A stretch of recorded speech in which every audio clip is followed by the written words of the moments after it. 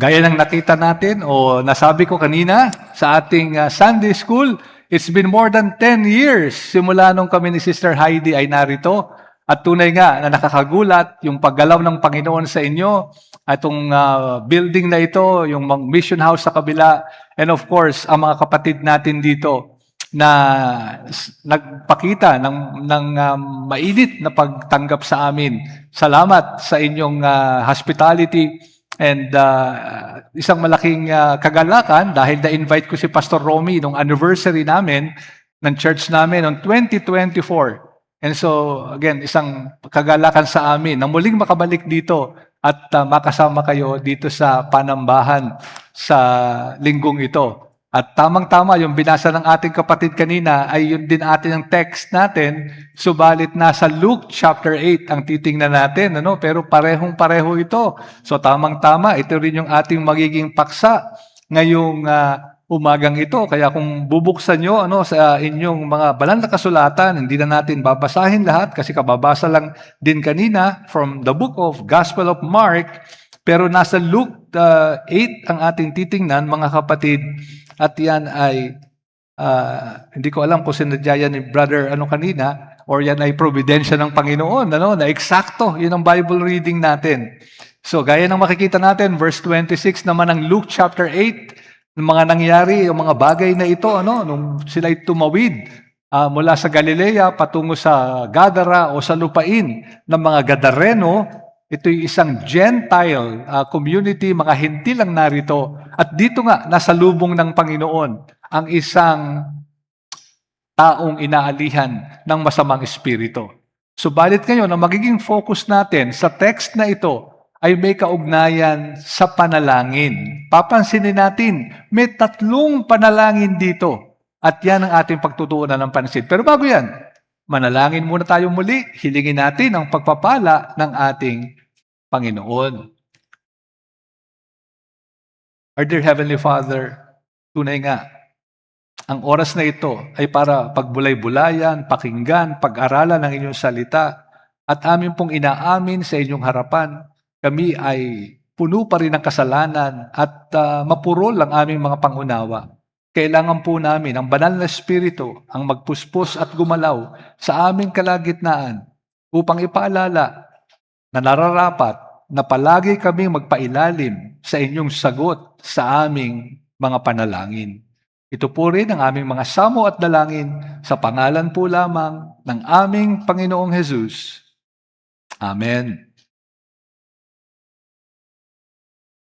Isang bata, 5 years old, ang pangalan niya ay Suri Cruz. Subalit kaya naging, kumbaga, na-publish sa dyaryo ang kwentong ito, ang pangyayaring ito, ay sapagkat si Suri ay anak ng famous actors Tom Cruise and Katie Holmes. Na baka kalain nyo, ay ako'y palagi nagbabasa ng tungkol sa artista. Gusto ko lang sabihin na nabasa ko lang ito in preparation for this message. Sapagkat itong si Susie, na 5 years old at that time, ay nahuli o napicturan ng mga media people na nasa isang toy store, isang tindahan ng laruan. So imagine, parang nasa isang mall kayo na malaki at sa mall na yon may toy store, may 5 years old, at yung 5-year-old girl na ito ay nag-iiyak. Nag-iiyak, naglulupasay. Ano kaya malamang ang dahilan? Bakit yung isang batang maliit na nasa loob ng tindahan ng laruan ay naghihiyaw sa kanyang mga magulang? Nahulaan nyo na siguro, May gusto siyang bilhin na ayaw ipabili ng kanyang mga magulang. May hinihiling siya, Mommy, Daddy, gusto ko yun. Pero sinasabi ng kanyang Mommy, Daddy, hindi ngayon. Pero as you may have imagined, ayon sa account, sa newspaper account, eventually, ibinili rin siya ng laruan.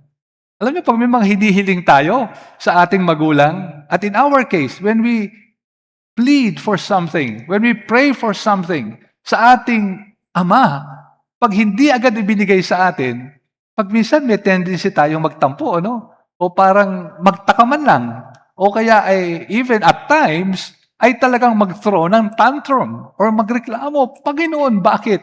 Matagal ko nang hinihiling, hindi niyo binibigay ang bagay na ito. Kaya napakaganda ng talatang pag-aaralan natin. Ito'y sa Lucas, gaya ng alam nyo, si Luke isang doktor, hentil siya. Kaya yung killing ng kanyang aklat o ng kanyang ebanghelyo ay parang sa mga hintil na sila ay welcome at tinatanggap din ng Panginoon sa kaligtasan. At dito nga, sa bayan ng mga hintil na ito, ay doon tumawid ang ating Panginoon.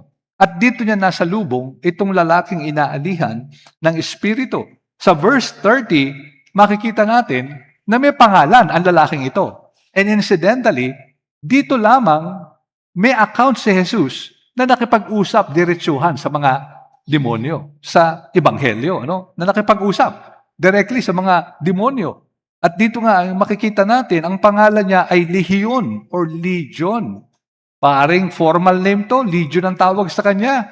Pero maaari din ito'y larawan ng maaring maraming masamang espiritu. Kasi yung legion, isang grupo yan ng mga sundalo na mga around 6,000 men. No? Ganun karami, ang Roman legion. Now, hindi naman natin sinasabing eksaktong 6,000 na diablo, but what we're saying is, mukhang parang marami yung mga espiritu na ito. At dito, ang mapapansin natin, when it comes to our topic, pansinin nyo, ilang beses nag-occur yung salita sa Tagalog na binasa ng kapatid natin kanina, sila ay, ang sabi diyan, nakiusap sa Kanya. Nakiusap kay Jesus. Nakiusap kay Jesus. Sa English, begged. Begged Jesus. So, tatlong grupo ito. Tatlong grupo ang nakiusap kay Jesus. Nakiusap yung mga diablo, nakiusap yung mga tao ng mga taga-Gadara, nakiusap din yung iniligtas na lalaki at pinalaya sa mga demonyo. Sa tatlong mga nakiusap na ito, kung inyong maalala yung binasa kanina, sino ang pinagbigyan ng Panginoon at sino ang tinanggihan ng Panginoon sa kanilang kahilingan o kanilang panalangin. At yan ang ating pag-aaralan at ang mensahe na gusto kong dalhin sa inyo ngayon ay ito, that as believers in Christ, we must leave the results of our prayers to God. Bilang mga mananampalataya, ipagkatiwala natin, iwanan natin ang resulta ng ating panalangin sa Diyos pagkat He knows best. Yan lamang ang ating pag-aaralan. Let's leave the results of our prayer to God. Let's submit to the will of God in our prayers because He knows what is best. Una sa lahat, tingnan natin yung unang grupo ng nananalangin. Napansin nyo ba? Naalala nyo yung binasa kanina sa ating teksto, Luke 8, sa verse 28 tayo, sino yung kailan unang ginamit yung salitang nakiusap? No? Yan lang ang keywords na pag-aaralan natin. No? Ginamit dito 5 beses. Titingnan natin yung salita na yan. Verse 28, ang sabi diyan, when he, that is yung demoniac or yung merong inaalihan, so Jesus, he cried out and fell down before him and said with a loud voice, what have you to do with me, Jesus, Son of the Most High? And eto na, I beg you, do not torment me. Sa Tagalog, nakikiusap ako sa iyo. Napansin niyo ba yon? Now, the word used is deito, nanggaling yan sa deomai, na original na salita. At pag ginamit itong salita na ito na deomai, ay ito ay isang intense, urgent, humble request. Kaya nga ang translation, sa Tagalog kasi puro nakiusap.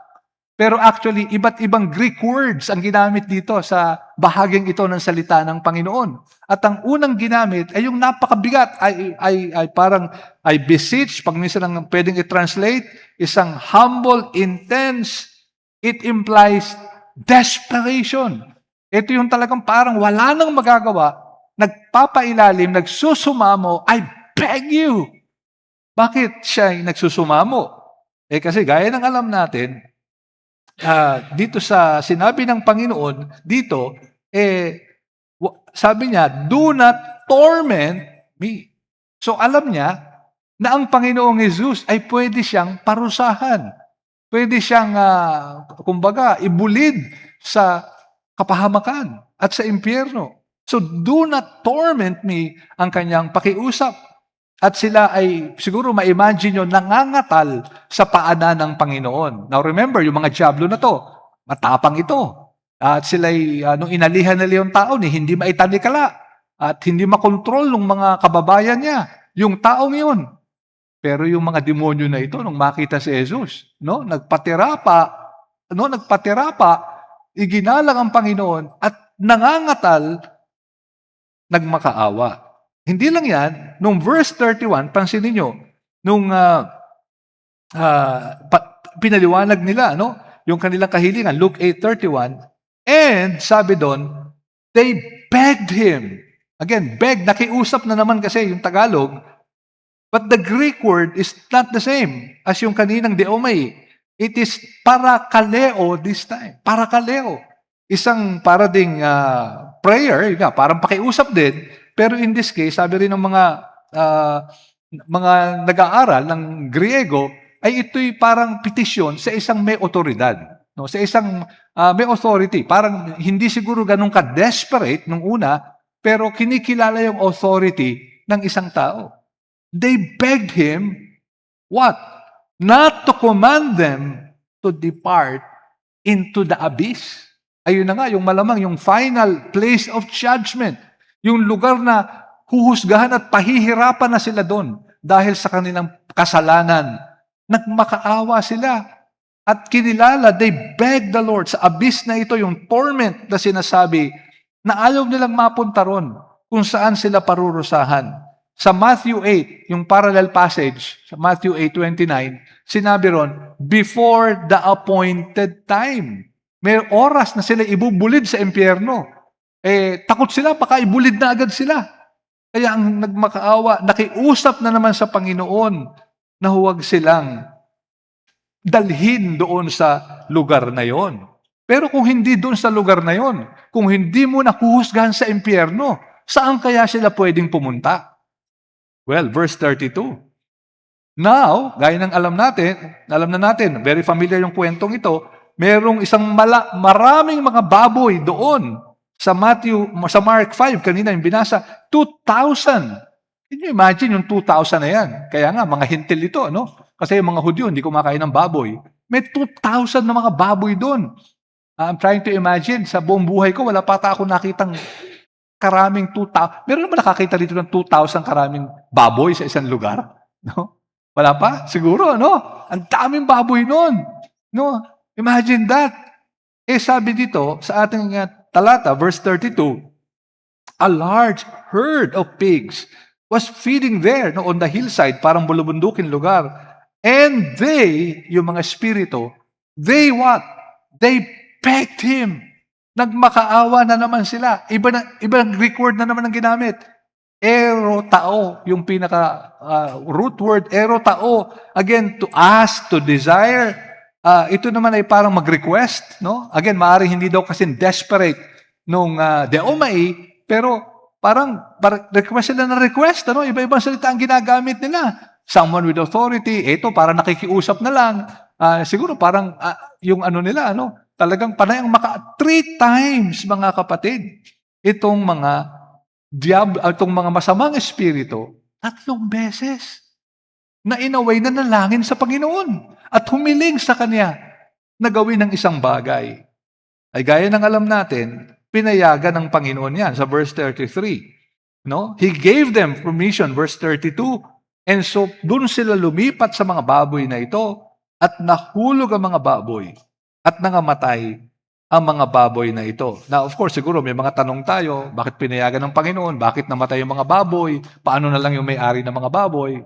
Mamaya, magpapakita yung mga may-ari na ito. Pero sa ngayon, ang pansinin natin, bilang leksyon dito, that ang Panginoong Jesus, kitang-kita natin dito, ay talagang Panginoon din ng mga demonyo at masamang espiritu. Talagang ang Panginoon, ang kanilang Panginoon din. At sila ay nakiusap, they begged him 3 times. Puro pagmamakaawa ang ginawa nila dito. Hindi nila kayang itulak-tulak ang Panginoon, kagaya ng lalaking inalihan ng masamang espiritu. At pag minsan, ang nakakagulat pala dito sa mga diablo na ito ay nanalangin 3 times. No? Pag minsan, parang mas prayerful pa no? Kesa dun sa mga mananampalataya, kagaya natin. No? Napaka-prayerful nila. Panay ang hingi nila. Panay ang pakiusap nila sa Panginoon. At yun nga, kailangan makita natin na mas makapangyarihan ang Panginoon natin kesa sa mga spirito na ito. Pag minsan kasi, as you know, we're engaged in warfare, no, with the prince of the principalities of the air, with the powers and authorities na hindi natin nakikita. Ay hindi natin dapat makalimutan na may ganitong cosmic war na nangyayari. Pero mas makapangyarihan ang Panginoon natin, even sa mga espiritu na ito. And so, as we wrestle, not with flesh and blood, according to Paul, as we wrestle sa ating panalangin, sa ating buhay na nagsisikap tayo maging banal, sana maalala natin na ang kakampi natin, ang ating tagapagligtas, ang ulo ng iglesia, ay mas makapangyarihan kaysa sa mga espiritu na ito ng kadiliman. At dito makikita rin natin na sa panalangin ng mga diablo na ito, na napaka self-centered nila. No? Ang concern lang nila ay huwag silang matorment. Huwag silang parusahan sa abyss. Okay na yun sa kanila. At wala silang kahit anumang concern kundi ito. At ang pansin din natin, despite that, ibinigay ng Panginoon yung panalangin nila. Na doon na lang sa mga baboy sila lumipat. So in a way, naging yes ang answer ng Panginoon. Eventually, sa mga pakiusap nila, sinagot ng Panginoon. At ito ay, in a way, paalala sa mga taong nag-iisip na pag sinagot ng Diyos ang panalangin nila, ibig sabihin, okay sila sa Panginoon. Nakamit na ba kayo nung ganon? Yung mga tao na siguro umuunlad sa negosyo, umuunlad ang buhay nila, napopromote sa opisina, pag sinyaran mo ng gospel, parang ang tingin nila, hindi, okay na ako dito kasi, pinagpapala ako ng Panginoon Siguro naman, okay ako sa Kanya. Wala akong dapat ipag-alala. Kasi pinagpapala ako Yung mga panalangin ko, sinasagot ng Panginoon. Ibinibigay yung mga gusto ko. Kala nila, dahil dito, ay natutuwa na ang Panginoon sa kanila. Ito'y isang paalala na hindi ko mo pinagbigyan ng Diyos ang ating kahilingan. Ibig sabihin nun tayo tama sa Kanyang harapan. Pwedeng hindi. Pwede niyang pagbigyan ang isang kahilingan. Pero kung tayo ay wala kay Jesus, hindi pa tayo tunay na nananampalataya sa Kanya, pwedeng hindi tayo isang tunay na Kristiyano. And so sana wala ngayon dito sa lugar na ito na naniniwala na pag sinasagot ng Panginoon ang kanyang panalangin na natutupad yung mga kahilingan niya, ay automatically, ibig sabihin nun, tama na ang ginagawa niya sa harap ng Diyos. Maaaring, totoo yun, hindi ko sinasabing hindi tayo pagpapalain ng Diyos, ang sinasabi ko lang, hindi ko mo sinasagot ng Diyos yung mga material na kahilingan natin, mga pisikal na pangangailangan natin, tama tayo sa Kanya. Ang ating kailangang pagbatayan ay ang Kanyang salita. Ang Kanyang tawag na magsisi sa ating mga kasalanan, manampalataya sa Kanya, at magtiwala kay Jesus lamang sa ating kaligtasan. Nanalangin ang mga masamang espiritu, eventually pinagbigyan ng Panginoon, pero hindi ibig sabihin na ligtas ang masamang mga espiritu na ito. Ikalawa, meron pang ikalawang nanalangin. Sa verse 37, yung mga tao ay nagdatingan. No? Nagdatingan yung mga tao kasi nabalitaan nila, siyempre, na sa verse 34 to 36, nabalitaan nila, yun nangyari. Malamang yung mga caretaker ng mga baboy na yun, isipin nyo kung kayo yung parang shepherd or pastol ng mga baboy, tapos nakita nyo, nagtalunan sa dagat, nangamatay yung inaalagaan nyo. Di siyempre, takot na takot kayo. No? Biro mo, taga-alaga ka. Sasabihin mo na wala lahat yung 2,000. Maniniwala ba sa iyo yun? No? 2,000 mamamatay, just like that. No? Siyempre, malamang tagtakbuhan sila ron. Ibinalita sa nayon, kung may nayon sila o sa bayan. At itong mga may-ari na ito ay nagtakbuhan doon. Ano? At tiningnan kung ano nga yung nangyari. Kasi talaga kagulat-gulat, 2,000 na mga baboy namatay. So in verse 37, then all the people of the surrounding country of the Gerasenes asked him to depart from them. for they were seized with great fear. So he got into the boat and returned. Natakot ang mga taong ito. Nung nakita nila yung tao nakaupo, kumbaga in his right mind, no? May huwisyo na. Dati walang huwisyo, ano? Ngayon nakaupo, ayos na. Pero sa halip na yun ang mapansin nila, natakot sila dahil nawala yung mga baboy nila at sa harapan ng Panginoon Jesus, nakita nila yung kapangyarihan ng Panginoon. Natakot sila doon. Ano yung naging hiling nila? Ano yung naging prayer nila? They asked him, again, yung sinaming salita, again, nakiusap, erotao na naman ang ginamit dito. Ano, yung isang Greek word na ginamit din ng mga diablo to make a request. Hindi naman ganun ka-desperate. Siguro may paggalang na, ay nako, guro, baka may paggalang pa, mahal na guro, baka pwede naman na umalis na kayo. No? So, nakiusap sila. No, they asked him. They requested him to depart. At ano ang ginawa ng Panginoon? Sumakay na sa bangka. At talagang aalis na siya. So again, ano yung lesson na pwede nating mahango dito, mga kapatid? Alam nyo, our prayers, makikita natin dito, reveal our hearts. Yung mga prayer natin sa Diyos, pinapakita yung puso natin. Etong mga taong ito, yung mga taga-Gadara, yung mga Gerasenes, ay kitang-kita sa puso nila yung pagiging makasarili, yung selfish heart nila. Imagine nyo, nakita nyo na yung dating hinahabol kayo, taong nagwawala, taong tinatanikala, hindi mabihag. Finally, ang tao na ito ay lumaya sa kaniyang pagkaalipin sa masamang espiritu. Nakita nila doon, bihis na. Imagine yung isang taong hubad na ang lakas-lakas, na palibot-libot dyan sa inyong nayon. Can you imagine that? Kung dito sa lugar na ito ng Kalawag, merong isang, di ba pag minsan may mga taong grasa, yung mga taong grasa, di ba minsan takot na tayo doon? No, gusto nyo bang makausap yung taong grasa, makasama nyo siya? Di ba pag minsan, parang gusto mong iwasan. Itong taong ito, mas masahol pa doon. Grabe yung pagkabihag nito. At talagang, ito ay inaalipin ng masamang espiritu. And finally, lumaya na. Pero anong naisip ng mga tao na ito? Malamang ang naisip nila, more than spiritual well-being, more than spiritual freedom, more than pagpapalaya sa kasalanan, ang naisip siguro nila, delikado itong taong ito. Biro mo, pinatay yung mga hayop natin. Baka kung ano pa mangyari sa atin.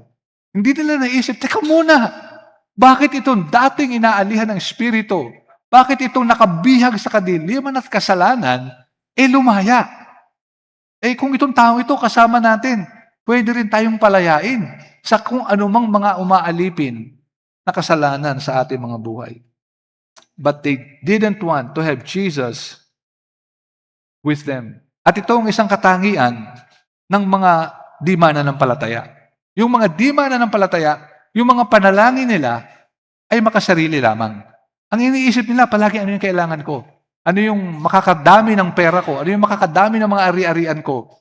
At ang mga panalangin nila, sa kanilang mga panalangin, ayaw nila nakasama nila. Ayaw nilang makasama si Jesus. Wala silang genuine desire. I want to be with you, Lord Jesus. Gusto kong makasama sa aking buhay. And so pag ang isang tao ay gustong malayo sa Panginoong Jesus, walang desire na mag-aral ng salita ng Diyos, walang desire na higit na mas makilala si Jesus, nakakatakot na palatandaan ito. At kung may kinakausap tayo rito ngayon, ito yung larawan natin. Nakita na natin, siya ay nagpapalaya sa mga makasalanan. Nakita natin yung mga dati ditong kasapi. Yung mga kasapi pala ng iglesyang ito. Dating ang buhay ay ganito. Dati sila ay makamundo, walang ibang iniintindi kundi ang mga bagay sa mundo. Pero nakita nila, nagbago. Naging tagasunod ni Jesus. Pero ang sabi ninyo, ayoko ng ganyang buhay. Nakatuon na lang, wala nang ginawa kundi sumamba sa Panginoon. Buong linggo, sumasamba. Ano yan? Kung ganito ang ating laman ng puso natin, sana realize natin na yung mga taong itong mga Gadara, can you imagine ngayon, nasa impyerno ang mga taong ito, kundi man lahat, marami. Merong mga naligtas sa kanila, malamang. Mamaya, makikita natin yung gagawin nung pinagaling. Malamang may mga naligtas sa kanila. Pero imagine yung mga nakarinig ng pangangaral ng Panginoong Jesus at pangangaral ng pinagaling ni Jesus na kanyang iiwan doon, mamaya yun yung huli natin titingnan. Pero ngayon ay nasa impyerno. Can you imagine those people na nagsabing, Jesus, baka naman pwedeng umalis ka na. We entreat you, we pray, we ask you, we request you. In a sense, get out of here. We don't need you. Baka ganun ang laman ng puso natin. Sana hindi, no? Pero kung meron kahit isa ngayon, sa silid na ito, na baka ang isip natin, ayokong, Lord Jesus, I don't want to have anything to do with you. Ayokong makialaman mo ang aking buhay. Ayokong baguhin mo ang trabaho ko. Ayokong baguhin mo ang pag-aaral ko kung estudyante ka. Ayokong baguhin mo yung aking mga libangan. Ayokong baguhin mo yung pag-engage ko sa YouTube o kaya sa mga website o kung anumang mga pinagkakalibangan natin. I don't want you in my life. Kung ganito ang ating nararamdaman, sana ma-realize natin, hindi pa huli ang lahat. Pwede tayong lumapit sa ating Panginoong Jesus. Pwede tayong humingi ng kapatawaran, magsisi sa ating mga kasalanan, at magtiwala sa Kanya para sa ating kaligtasan. So yung mga dalawa na naunang panalangin ng dyablo, panalangin ng mga taga-Gadara, hindi parehong sinagot ng Panginoon, parehong pinagbigyan, pero hindi sila naligtas. Ang mga beings na to, human beings and supernatural beings, hindi naligtas. Ikatlo, panalangin. At panghuli, makikita natin ang panalangin ng taong inaalihan naman ng Espiritu dati. Pero pinalaya ng Panginoon sa pagkaalipin ng diablo. Ano ang kanya naging panalangin? Verse 38, Luke 8. Then the man from whom, yung legion, dati, no? If that's his real name or baka descriptive lang, but that man from whom the demons had gone, yung mga lumipat sa baboy na namatay, anong ginawa ng lalaking ito? Begged. Din ang ginamit, that urgent, humble prayer of deep submission and dependence. He begged him. Kung paano yung unang-unang panalangin ng mga diablo, di ba? They also begged the Lord Jesus Christ. Kung gaano ka-earnest and intense yung prayer na yon, ito rin yung panalangin ng lalaking ito. Na kumbagay paulit-ulit, patuloy na kanyang ni-request, hiniling sa Panginoon. Ang ano? That he might be with Jesus. Yung mga Gadara, Jesus, get out. We don't want you here. Pero the man na pinagaling, Panginoon, sumakay na sa bangka ang Panginoon, paalis na siya. Panginoon, huwag mo ko iwanan dito. I want to be with you. Maligtad. At dito nga natin makikita na ito ang tanda ng kaligtasan ng taong niligtas ng Diyos. He or she wants to be with Jesus. Pero pinagbigyan ba ng Diyos ang kanyang panalangin? Ano ang sagot ng Panginoon sa kanya? He begged. Kristiyano ito. Siya lang. Sa lahat ng mga tao doon at mga masamang espiritu doon sa lugar na yun.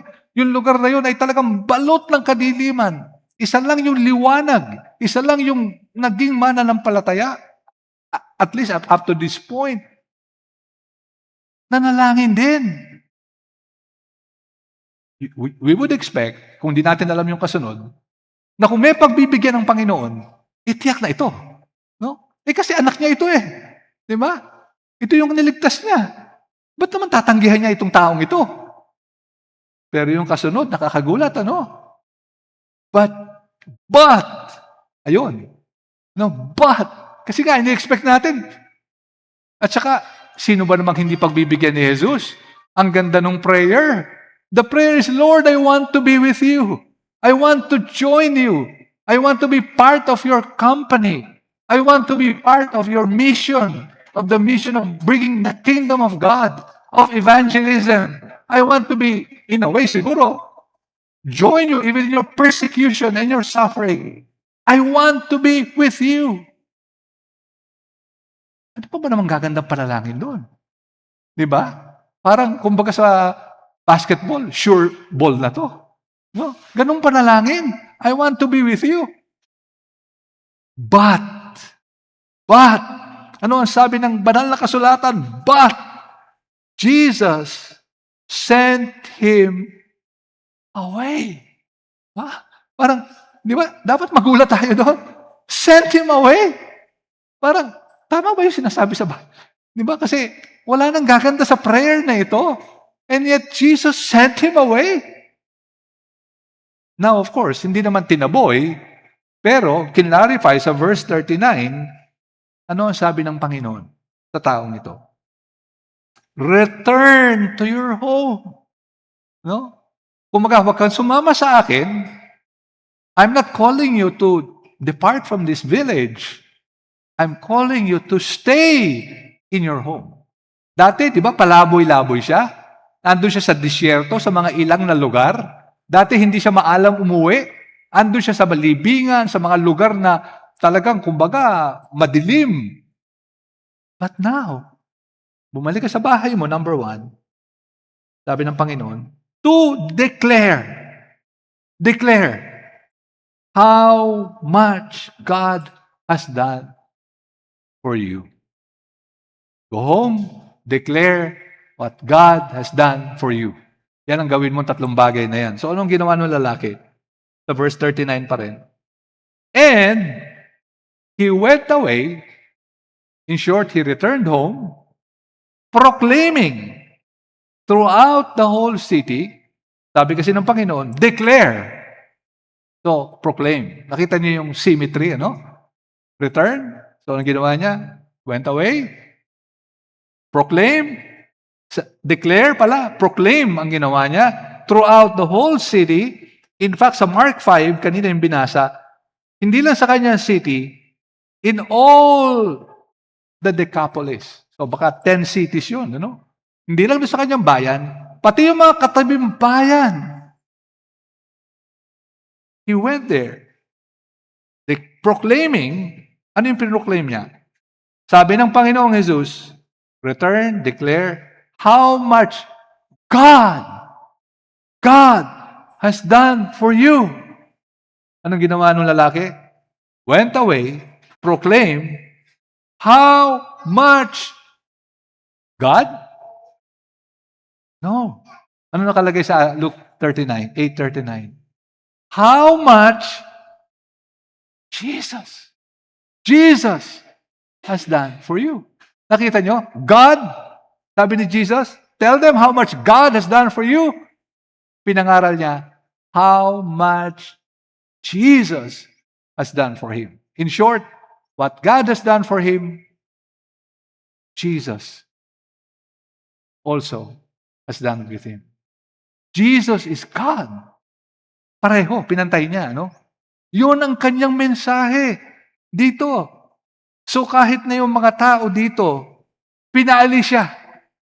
Yung mga demonyo, ayaw din sa Panginoon. Siyempre, ayaw nila. Anong pakialam niyo sa amin? Lahat gustong paalisin ng Panginoon. Pero sa kanyang biyaya, nag-iwan siya ng misyonaryo. Sabi niya sa lalaking ito, your mission is not to get out and share the gospel to other places. You are already in the right place. Decapolis, this place of Gadara, full of darkness, sa awa ng Panginoon, kahit pinaalis na siya, nag-iwan pa ng isang witness. A missionary who will spread what God and Jesus has done for him. So, ano yung mga pwede nating matutunan dito, mga kapatid? Well, sana makita natin dito that we must humbly submit, at ito nga ang ating main message, we must humbly submit to God's answer to our prayers. Pailalim tayo sa sagot ng Panginoon sa ating mga panalangin. No? Again, imagine kung yung taong ito hindi nagpailalim sa Panginoon. No, imagine kung sumamalab niya, Panginoon naman, ako na nga lang dito yung kaisa-isa sumunod sa inyo eh. Ako ba yung tinanggihan niyo? No. Imagine kung nag-tantrum itong lalaking ito, naglupasay dun sa beach, nakakapit dun sa barko, aalis na yung barko, ayaw bumitaw. pag minsan parang gano'n tayo, no? Mes sagot ang Panginoon sa atin na hindi natin gusto, pinipilit pa rin natin yung gusto natin. At hindi naman 'to kakaiba. Alam niyo may isang Kristiyanong babae na ang kanyang mga anak na mga babae din ay hindi pa maligtas. So concerned siya sa kanyang mga anak. Hindi lang 'yon, na-realize niya marami ring mga kilala siyang mga Kristiyanong, may mga anak din na mga babae na hindi pa rin mananampalataya. And so dinevote niya every Tuesday na ipanalangin yung hindi lang yung kanyang mga anak, kundi yung mga anak din ng kanyang mga kilala. Siguro kasama niya sa church, pinapalalangin niya rin. Minsan nakatanggap siya ng email or sulat sa isang magulang na kanyang pinapanalangin yung mga anak. At ang sabi sa sulat, ilang taon na mo nang pinapanalangin yung aking anak na babae. Ilang taon na. Simula isinama mo siya doon sa iyong Tuesday prayer list. But I want you to know, sabi niya, the wonderful news, sabi nung magulang, na na-restore na yung aming relationship. Hindi lang yon, bumalik siya sa pananampalataya. O baka nagpapasalamat, salamat sa iyong panalangin. Nung matanggap daw niya yung email na yon, siyempre natuwa rin siya, pero sabi niya, inamin niya, may kalungkutan sa aking puso. Ang sabi niya, sapagkat mismo yung aking mga anak na ipinapanalangin ko rin, ay hindi pa na nanunumbalik sa Diyos. Sabi niya, I mourned about my own unanswered prayer. I mourned. Inamin niya na ako mismo ay parang masama ang loob. Kasi yung aking prayer hindi pa sinasagot ng Diyos. Na yung mga anak ko naman ay maligtas din. Ang sabi niya in all honesty, how could you answer her prayer and not mine? Parang nagreklamo siya sa Panginoon. Panginoon, bakit niyo sinagot yung prayer? Ako yung nananalangin para sa kanila, sinagot niyo. Yung mga anak ko mismo, bakit ayaw niyo sagutin? At siguro naramdaman natin din ang mga ganitong pakiramdam pag may mga panalangin tayo. At maaaring may kinakausap ako ngayon na may kahilingan ka sa Diyos. Meron kang ipinapanalangin, meron kang desire, you are a faithful Christian, every Sunday andito ka, nag-aaral ka ng Bible, you're faithful sa family devotions mo, personal devotions mo, you even engage in missions work and sharing the gospel. Meron kang kahilingan, meron kang gustong matupad sa iyong buhay. But the Lord is silent.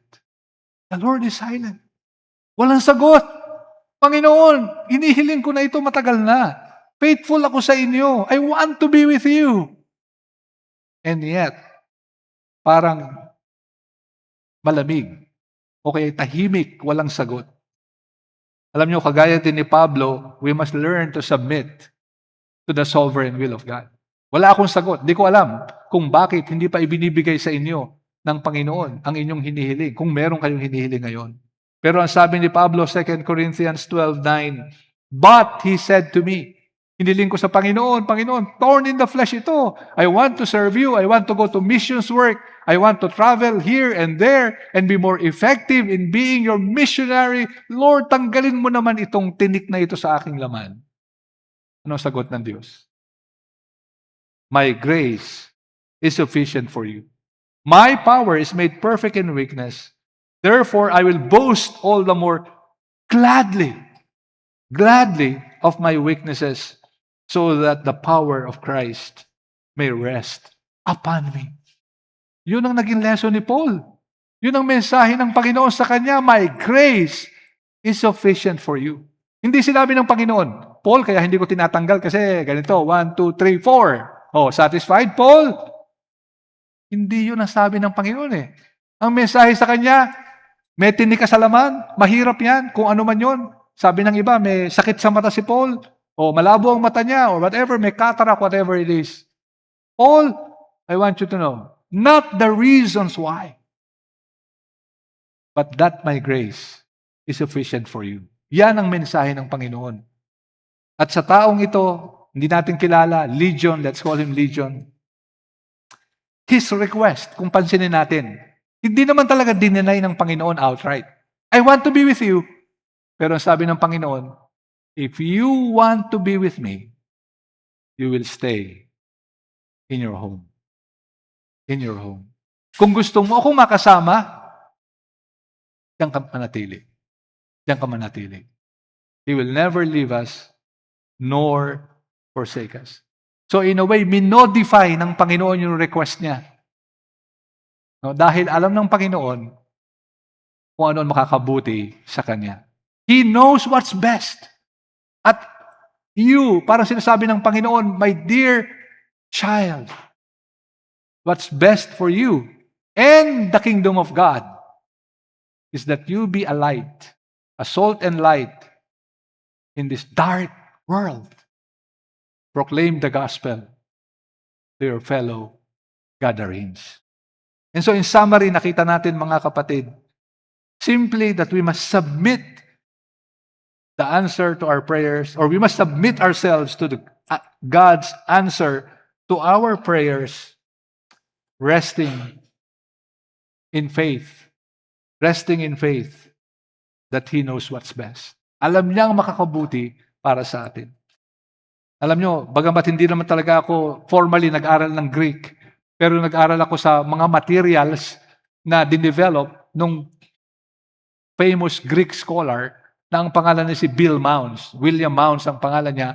Meron siyang mga series of lessons, naka-video yun, pwede niyong pag-aralan. So naka-ano na siya, may libro din siya. And so, hinahangaan ko ito, taong ito, no, pagdating sa Greek language. Pero nagulat ako nung mabasa ko yung kanyang account na kanyang share sa NIV Bible website. Ang sabi niya, if you're like most people, sabi ni Bill Mounce, and I'm just quoting from him, sabi niya, kung kagaya mo ako at kagaya ka ng maraming mga tao, you are somewhat mystified with the whole topic of answered and unanswered prayer. Sabi niya, kung kagaya mo, ikaw at kagaya ko, kagaya ka ng maraming tao, nalilito ka dito sa usapin ng sinagot na panalangin at di sinagot na panalangin. At senior niya, nung palang bagong kasal sila, nagkaroon sila ng anak. Unang anak nila. Pangalan ni Rachel. Subalit, nung sanggol pa lamang ito, kinuha ng Panginoon ang buhay ng sanggol na ito. Of course, nanalangin siya. He pleaded with God. He was begging God na i-spare ang buhay ni Rachel. Pero, by God's providence, kinuha ang buhay ni Rachel. So sabi niya, for a long, long time, he struggled. No, dun sa issue ng answered and unanswered prayer. Alam niya, salita ng Panginoon. After all, Greek scholar siya. Wala siyang pinag-aralan, kundi ang salita ng Diyos. Bakit kinuha ng Panginoon ang sanggol na yon? But sabi niya, after 32 years, 32 taon, simula nung mamatay yung kanyang sanggol na si Rachel, I am finally able to be comfortable with the Lord not answering my prayer for Rachel. 32 years na binabagabag siya. Hindi naman siguro araw-araw, pero pag sumisingga yung kanyang pagdududa, naalala niya na hindi sinagot ng Panginoon. But after 32 years, sabi niya, ano yung nangyari? Bakit niya na-realize na may plano pala ang Panginoon? Sabi niya, if Rachel had not died, kung di namatay yung sanggol nilang baby, si Rachel, we would not have adopted Tyler. No? Nung namatay pala yung sanggol nila, inadapt nila si Tyler. So yun yung kanilang panganay na anak. But eventually, nagkaanak na sila ng sariling anak nila, si Kirsten and Hayden. So sabi niya, kung hindi nawala si Rachel, walang Tyler na magiging kuya ni Kirsten at ni Hayden, yung dalawang anak niyang maliit.